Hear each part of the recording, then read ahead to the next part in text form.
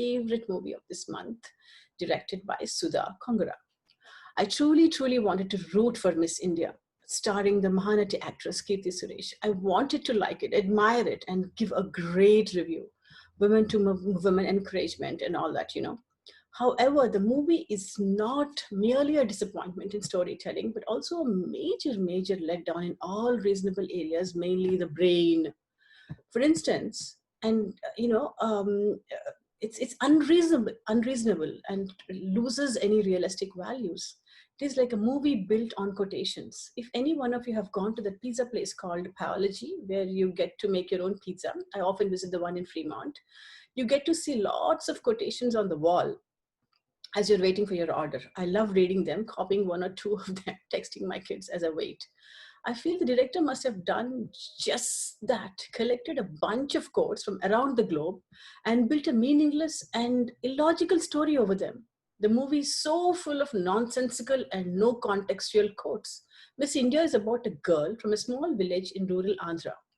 There are some mixed messages coming from each one of the family members. Both brother and mother come across as misogynistic sexist. Father tells his 8-year-old daughter, who tops her class, that future goals are more important than current grades. I mean, what was that? Grandfather is busy with developing a mind-blowing chai with natural ingredients. No wonder the girl grows up so confused with her values. She becomes a megalomaniac with a huge sense of self-importance. Movies full of unnecessary and idiotic scenes. For example, what's with the elder daughter's wedding? Do they kick her out because she married a Muslim? Or so I thought, because there she is on her wedding day with no bindi on her bride's face. So I thought maybe she married a Muslim. So what, big deal?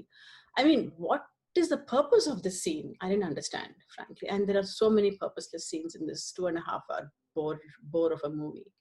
Strangely, after the father is afflicted with Alzheimer's and loses his job, they all decide to move to the US. Okay, fine.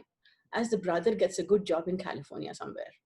Funnily, the family discusses who should go to the US, as if the immigration office is waiting there for their arrival with a big harati.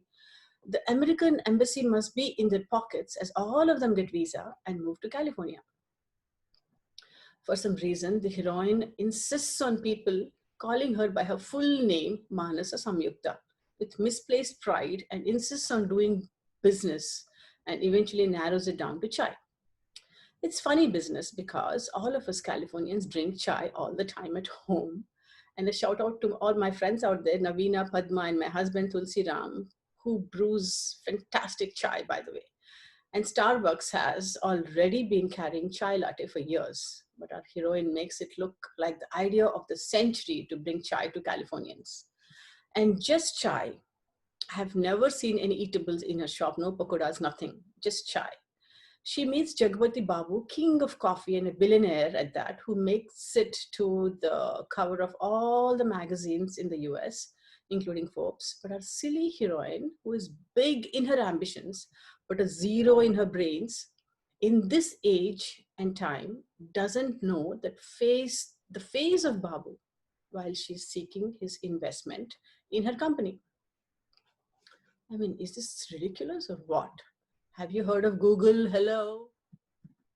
The director is more focused on her dress, style, sunglasses, and Mercedes than her brains. All men in her life are interested in her personally, and that makes this feel like junk, as it looks like she is using them knowing that they are interested in her. This is a major flaw in the movie, hence you cannot really root for her. Even the interview with her so-called boss, who she's friends with, sounds so shallow and undermines all the hard work women entrepreneurs put in to grow in their personal ventures. Actors except Nadia, Naresh, whose serious medical issue, by the way, is mocked about throughout the film in the name of comedy, and Rajendra Prasad. And all the actors except these three are dull, boring, and monotonous. Kirti is so emotionless that you sometimes want to shake her. Even her delivering birthday wishes to a friend comes out so dead and so dull. All men actors are extremely bad looking, frankly, sorry to say. Um, I find this movie a big bore, hallucinatory, and actually comical. at the simplistic notions the director has towards serious business of business. For instance, when Kirti wants to take up an offer to deliver products to a company on credit, that is, she gives them goods up front without taking any money. This is to come out of the dirt she is in. She asks her friend to check into the company.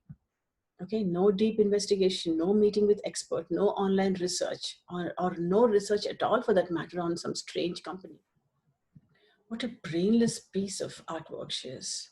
The lady is so full of herself that when she's thinking of a name to her company, I seriously thought she would somehow involve her grandfather's name, as he's the one who came up with this fantastic chai formula and she's actually copying his idea. But no, she names it Miss India, maybe secretly imagining that she is Miss India. And yes, even I was duped into thinking that this movie is about fashion and beauty industry. But no, this is about chai.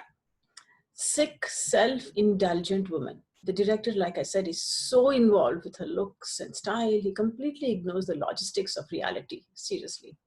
The less said about Jagpati Babu, the better. He's so caricatured to look like a fool and maniac and sexist.